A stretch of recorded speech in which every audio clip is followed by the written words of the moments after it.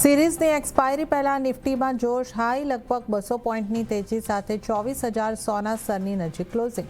Bank Nifty 5%થી વધુની તેજી સાથે બંધ, તો મિડ કેપ અને સ્મોલ કેપ શેર્સમાં પણ રહી સારી ખરીદદારી.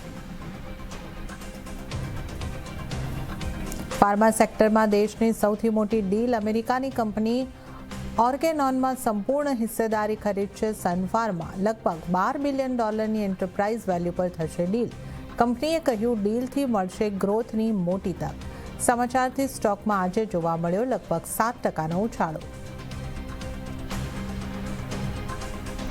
ભારત અને ન્યૂઝીલેન્ડની વચ્ચે સાઇન થયા ફ્રી ટ્રેડ એગ્રીમેન્ટ. હવે ભારતથી એક્સપોર્ટ પર ઝીરો ડ્યુટી.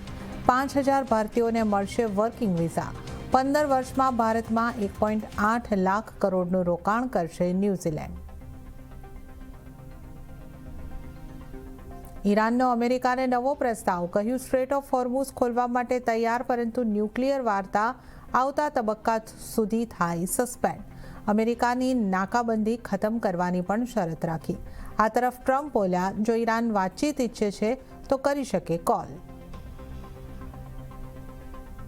4 मई के नतीजों के बाद बीजेपी के शपथ ग्रहण समारोह में मुझे आना ही है. પશ્ચિમ બંગાળમાં બીજા તબક્કાની ચૂંટણી પહેલા દિગ્ગજો મેદાને.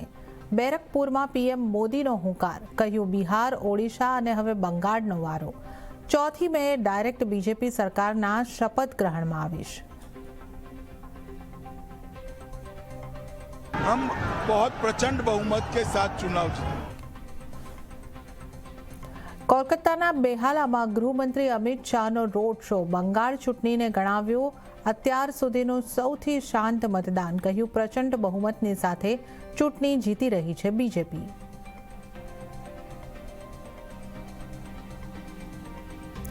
રાજ્યસભા સભાપતિએ આમ આદમી પાર્ટીથી નીકળેલા 7 સાંસદનો બીજેપીમાં વિલયની આપી મંજૂરી. હવે રાજ્યસભામાં આમ આદમી પાર્ટીના ફક્ત 3 સાંસદ બચ્યા. બીજેપીના સાંસદોની સંખ્યા વધીને 113.